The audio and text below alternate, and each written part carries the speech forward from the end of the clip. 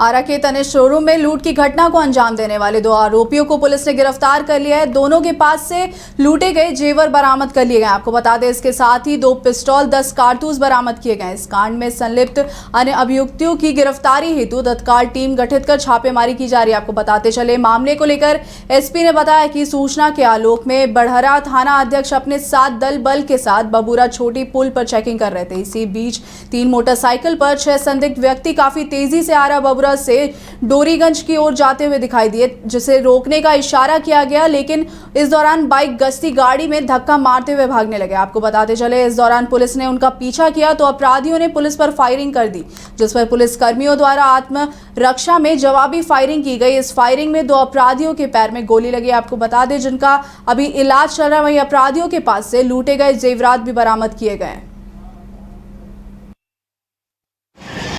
घटना हुआ है पूरा बताइए। माइक ऊपर कर।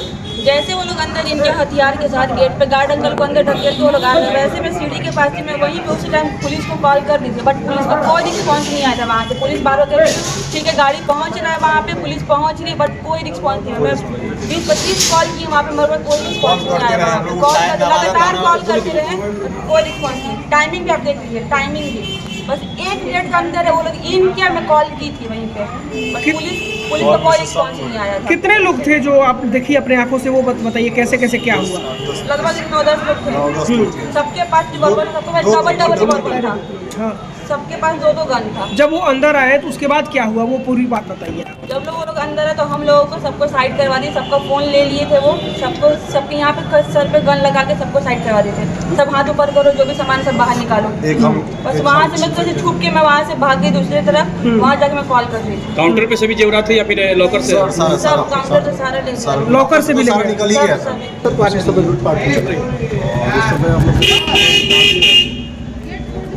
अरे यार ये नहीं किया गया, सोना लेके किया बाकी हम लोग कितने लाख की लूट हुई है? देखिए ये हम अभी कंफर्म नहीं बता पाएंगे, क्योंकि ऑलरेडी हमने भी अभी हम लोग कुछ छूटे तत्वों को बताएंगे कितना का ये होगा, क्योंकि पूरा ऑलमोस्ट चला गया। तो अभी हम लोग ये खुल के नहीं बता पाएंगे कि कितना का 10:31 मिनट में ना। और ये आपको बताएंगे कि ये मात्र जो घटना हुई है उससे 1 मिनट के अंदर इन्होंने कॉल किया हुआ। अच्छा ये बताइए कि तनिष्क में इतना सुरक्षा का ध्यान रखा जाता है, उसके बाद भी ये कहाँ चूक हुई है? देखिए सुरक्षा है, मान लीजिए कि आपके ही पास 8 पर्सन आए और सबके पास रिवॉल्वर हथियार से भरे हुए हैं और गन पॉइंट पर लिए हुए हैं, तो कुछ भी एक्टिविटी हो सकती है। अंदाजन क्या होगा सर? नहीं बता पाएंगे अभी हम लोग कितना है। 112 को क्या घटना हुआ है पूरा बताइए। माइक ऊपर कर। जैसे वो लोग अंदर इनके हथियार के साथ गेट पे गार्ड अंकल को अंदर ढकेल के वो लोग आ रहे, वैसे मैं सीढ़ी के पास थी, मैं वहीं पे उसी टाइम पुलिस को कॉल कर दी थी, बट पुलिस का कोई रिस्पॉन्स नहीं आया था। वहाँ से पुलिस बार बार ठीक है गाड़ी पहुँच रहा है, वहाँ पे पुलिस पहुँच रही है, बट कोई रिस्पॉन्स नहीं है। मैं 20-25 कॉल की वहाँ पे, मगर कोई रिस्पॉन्स नहीं आया। वहाँ पे कॉल लगातार कॉल करते रहे, कोई रिस्पॉन्स नहीं। टाइमिंग भी आप देख लीजिए, टाइमिंग भी बस 1 मिनट का अंदर है। वो लोग इनके मैं कॉल की थी वहीं पे, बट पुलिस का कोई रिस्पॉन्स नहीं आया था। कितने लोग थे जो आप देखिए अपने आंखों से, वो बताइए कैसे कैसे क्या हुआ? लगभग 9-10 लोग थे। सबके पास रिवॉल्वर, डबल रिवॉल्वर था। हाँ।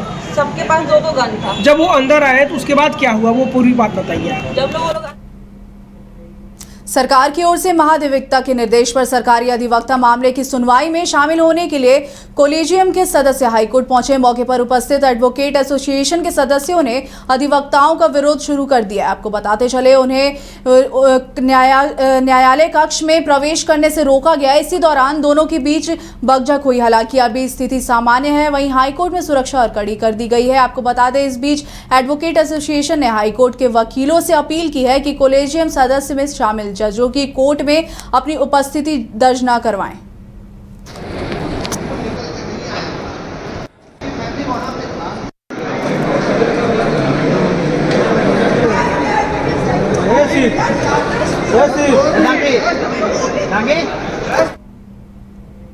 पटना सिटी क्षेत्र के आलमगंज थाना अंतर्गत पुलिस ने छापेमारी कर 3 अपराधियों को हथियार के साथ गिरफ्तार किया। आपको बता दें, इसकी जानकारी एएसपी अतुलेश झा ने दी है। एएसपी ने बताया है कि तीनों के पास से 765 mm के 40 गोली, 3 मोबाइल फोन और हथियार बरामद किए गए। तीनों हथियार तस्करी का काम करते थे। आपको बताते चले, तीनों से पूछताछ की जा रही है। जो लोग इसमें संलिप्त हैं उनकी भी जल्द गिरफ्तारी की जाएगी। आप सबको विदित है कि पुलिस मुख्यालय के आदेश एवं वरीय पुलिस अधीक्षक महोदय के निर्देशन में लगातार यहाँ पे विशेष छापेमारी अभियान एवं एस ड्राइव का आयोजन किया जा रहा है। इसी क्रम में 9 तारीख को जब एस ड्राइव का आयोजन किया गया था तो आलमगंज थाना को सूचना मिली कि कुछ आपराधिक तत्व जो हैं वो वेपन्स के लेन देन की प्रक्रिया में लगे हैं। इसी के आधार पर पूनी सह थानाध्यक्ष आलमगंज के नेतृत्व में अवैध हथियार गोली के तस्करों के विरुद्ध छापेमारी की गई है। छापेमारी के क्रम में पश्चिम दरवाजा एवं नई सड़क नवाब बहादुर रोड से कुल 3 व्यक्तियों को 7.65 mm के 40 कारतूस के साथ पकड़ा गया है। पूछताछ के क्रम में पता चला है कि ये पकड़ाए व्यक्ति संगठित गिरोह के माध्यम से अवैध रूप से हथियार गोली इनका तस्करी करते हैं। इस संबंध में आलमगंज थाना कांड संख्या 261-25 जिसको धारा 112 BNS एवं 25(6), 25(8), 25(1B) आर्म्स एक्ट में रजिस्टर किया गया है। और इनके पास से जो 40 कारतूस बरामद हुए हैं उसके अलावा 3 एंड्रॉयड मोबाइल्स भी बरामद हुए हैं, जिन पे अभी हम लोग अग्रतर तकनीकी अनुसंधान भी करेंगे। सिवान जिले के गोपालगंज रोड स्थित कृषि कार्यालय में केंद्रीय भंडारण निगम द्वारा 2 दिवसीय प्रशिक्षण कार्यक्रम का आयोजन किया जा रहा है। आपको बता दें, जहां 10 एवं 11 मार्च को एक निगमित सामाजिक उत्तरदायित्व पहल कृषि संगठन और के तहत उत्पादकता बढ़ाने, वैज्ञानिक भंडारण के उपयोग एवं फसल कटाई के बाद के नुकसान को कम करने नामक विषय पर स्थानीय किसानों को जागरूक किया जा रहा है।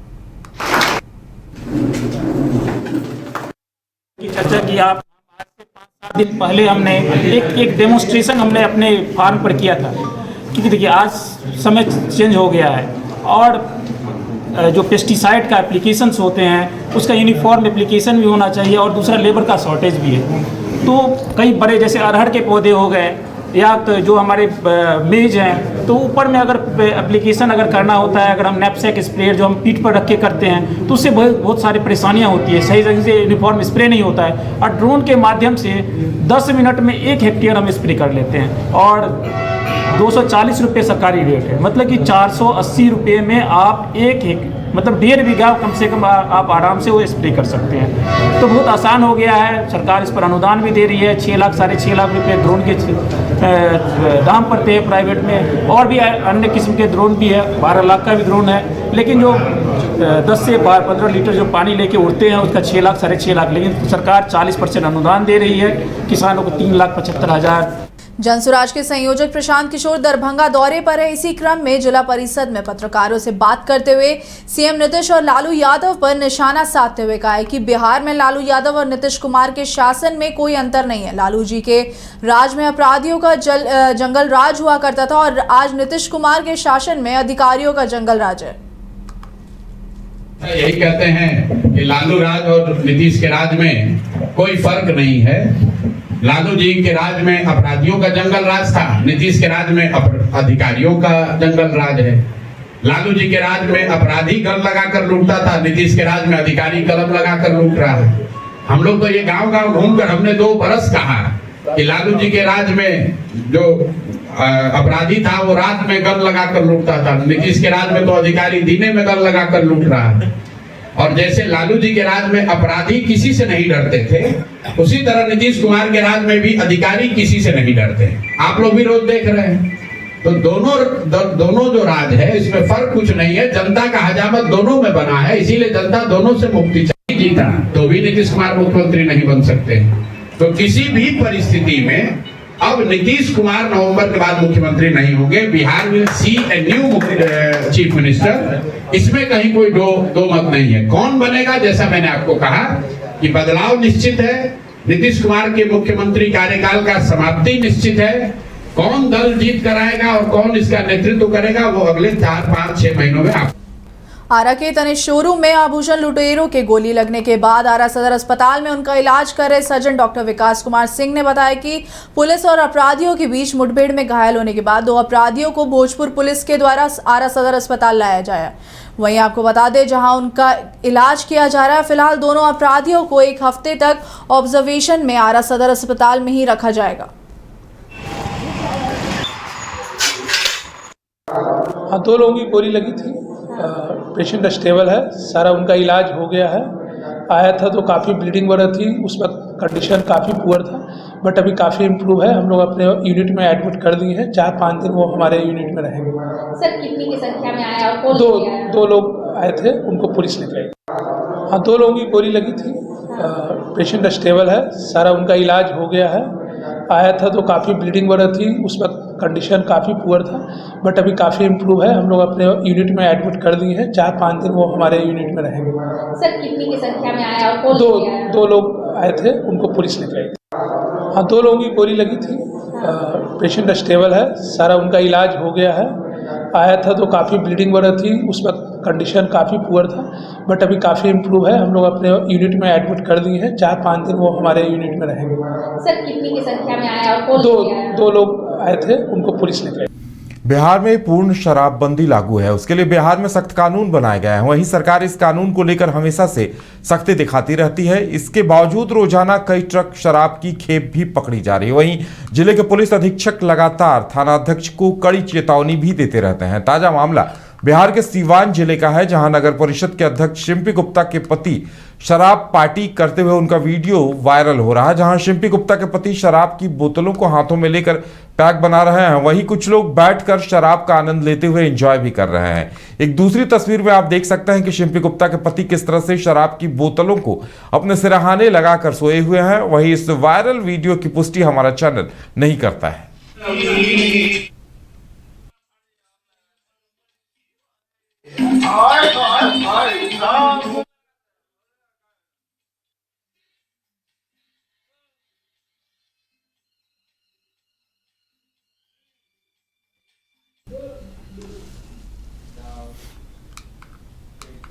राष्ट्रीय लोक मोर्चा सीतामढ़ी के तत्वावधान में होली मिलन समारोह का आयोजन किया गया, जिसकी अध्यक्षता जिला अध्यक्ष चंद्रिका पासवान ने की।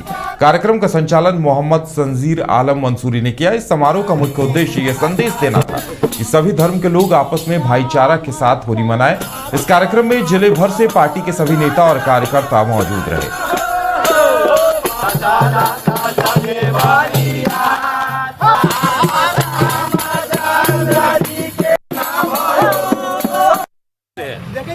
हम लोग होली मिलन समारोह कर रहे हैं। होली एक ऐसा पर्व है, सभी जाति सभी धर्म को नफरत मिटा करके और हर्षोल्लास से मनाया जाता है।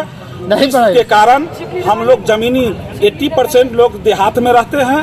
हमारे नेता जमीनी नेता है और उस घर से जुड़े हुए हैं, उस जमीन से जुड़े हुए हैं।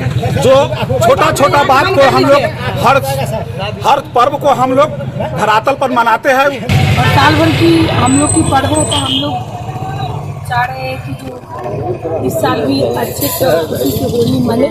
होली मिलन समारोह चल रहा है, इसमें सभी कार्यकर्ता एक दूसरे को रंग और अबीर लगा के खुशियों मना रहे हैं।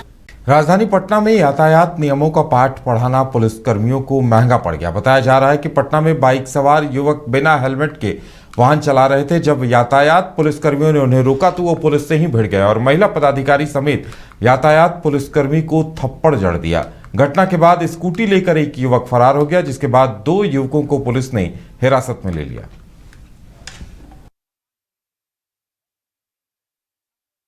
जैसे कि बाइक हम रोकवाए, हाँ, रोकवाए तो रोका भी नहीं, धीरे करके बाइक को गिरा दिया और गिरा के ऊपर से दे देना, मारा भी है आपको? हाँ, उसी में ये छिला गया। हाँ, उसी में फिर गर्दन धर के दिया। कहाँ पे छिलाया है? अब हम तो दिख नहीं पा रहे हैं, कहना छिला है से। शर्ट का बटन उसी में टूटा है? हाँ, वही तोड़ा है। क्या विवाद क्यों हुआ? खाली बाइक रोकवाने का, वो आ रहा था, वो हम हाथ दिए तो रोका, जैसे रोका भी, रोकते भर में गिरा दिया गाड़ी को, दे दना हाथ चला दिया, मारने लगा। कितना लोग था? 2 ही था पहले। महिला पदाधिकारी के साथ भी बदसलूकी हुई है। महिला पदाधिकारी को भी झोटा पकड़ के भारत नेपाल सीमा पर तैनात एसएसबी 19वीं बटालियन की पाठमारी कंपनी और पाठामारी थाना पुलिस की संयुक्त टीम ने 2 बांग्लादेशियों को भारत से नेपाल प्रवेश करने के वक्त दबोच लिया और गिरफ्तार बांग्लादेशियों की पहचान मोहम्मद सागर पिता शाह आलम और शहरियार उर्फ साजिद खान पिता हबीबुल रहमान ढाका निवासी के तौर पर हुई है। पूछताछ में दोनों युवकों ने बताया कि दोनों स्लोवेनिया जाना चाहते थे, लेकिन बांग्लादेश में दूतावास नहीं होने की वजह से एजेंसी की मदद से भारत पहुंचे थे।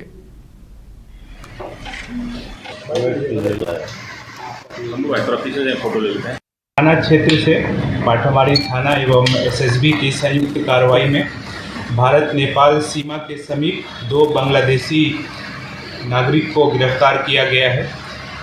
कल सूचना मिली थी कि 2 बांग्लादेशी नागरिक सीमा स्तंभ संख्या 111-6 के पास सक्रिय हैं। तो इस सूचना के सत्यापन एवं आवश्यक कार्रवाई के लिए पाठामारी थाना एवं एसएसबी के संयुक्त टीम के द्वारा छापेमारी की गई और वहां से 2 व्यक्तियों को हिरासत में लेकर के दस्तावेज इत्यादि का जांच किया गया।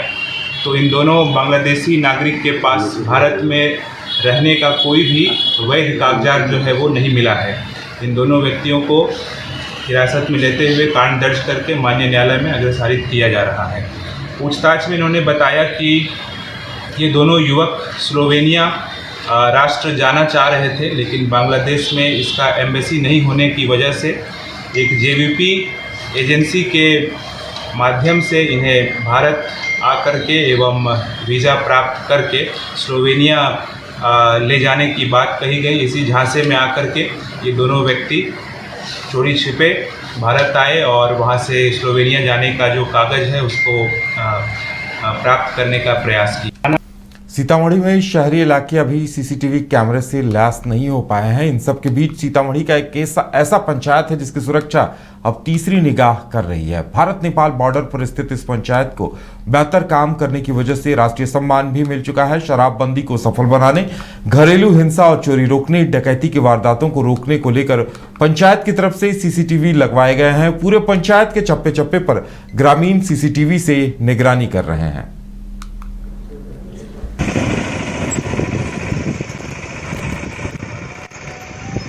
इनका जो भी कार्य हुआ वो सराहनीय कार्य है हमारे पंचायत के लिए। खास करके सीसीटीवी अभी जो लगा फिलहाल में, इससे जितने भी ऑकरेंस हमारे पंचायत में होगा उस सारे पर अंकुश लगेगा। इतना ही नहीं, विद्यालय में टीचर कितने बजे आते हैं, कितने बजे जाते हैं, क्या करते हैं, या हॉस्पिटल में कौन डॉक्टर आए, नर्स आए, नहीं आए, सारा वस्तु विस्तृति देखते हुए हर चीज़ पर निगरानी की जाएगी।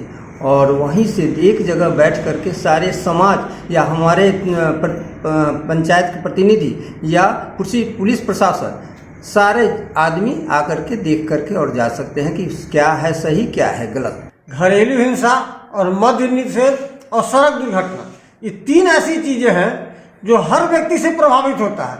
और मद्य निषेध तो खास ऐसी चीज़ है जिसमें पान बीड़ी गुटखा भी आता है। वो जहाँ तहाँ लोगों को प्रभावित करता है। मोटरसाइकिल पर जा रहे हैं, पीछे देखेंगे ना या थूक फेंक देंगे कि कोई शरीफ आदमी जाए उसके चेहरे पर पड़ेगा कि कपड़े पर पड़ेगा कि गाड़ी में पड़ेगा। इस सब की निगरानी के लिए बहुत अति आवश्यक था, जो हम लोग सोच भी नहीं सकते थे कि यथाशीघ्र पंचायत में सीसीटीवी कैमरा से लैस होगा। इसलिए इसके लिए बहुत बहुत धन्यवाद देते हैं यहाँ के प्रतिनिधि के और यहाँ के भारत सरकार के, राज्य सरकार सभी लोग। इस पे अब पंचायत पे निगरानी आम जनों का होगा। यह डिस्प्ले पे दिखेगा और हमेशा दिखता रहेगा, 24 आवर दिखेगा। सारे लोग इसको देखेंगे, विद्यालय को देखेंगे, हॉस्पिटल को देखेंगे, सारा चीज़ एक ही जगह आके देख सकते हैं। कोई ज़रूरत नहीं है किसी को निगरानी करने उस जगह पर जाने की। और इससे अब फ़ायदा ये भी होगा कि सड़क पे कौन आया, कब आया, कितने बजे आया, पुलिस आई कि नहीं आई, गश्ती हो रहा है कि नहीं हो रहा है, दारू जा रहा है कि नहीं जा रहा है, अगर दुर्घटना घट गई तो कैसे घट गई, सारी चीज़ों का अब निगरानी किया जा सकता है एक जगह से। इन सब दिशा में इसका काम किया गया।